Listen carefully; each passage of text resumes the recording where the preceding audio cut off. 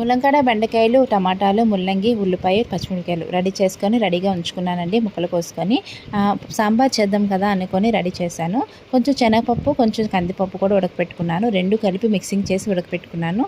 ఉడకపెట్టుకుని ముక్కలన్నీ అందులో వేస్తానండి. అందులో కొంచెం చిటికెడు పసుపు వేసుకున్నాను.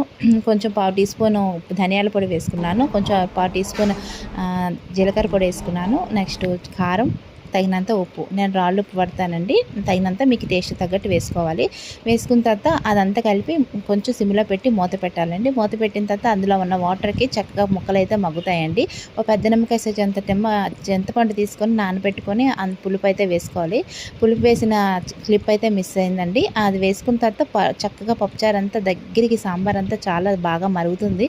మరిగినప్పుడు ఇంగువ వేసుకొని తాళి పెట్టుకుంటే చాలా టేస్టీగా ఉంటుందండి. ఎవరన్నా అది ఇష్టపడకుండా ఉండరు. ఎంత టేస్టీగా ఉంటుంది. ఇడ్లీలో కానీ రైస్లో కానీ చాలా బాగుంటుంది. ట్రై చేయండి.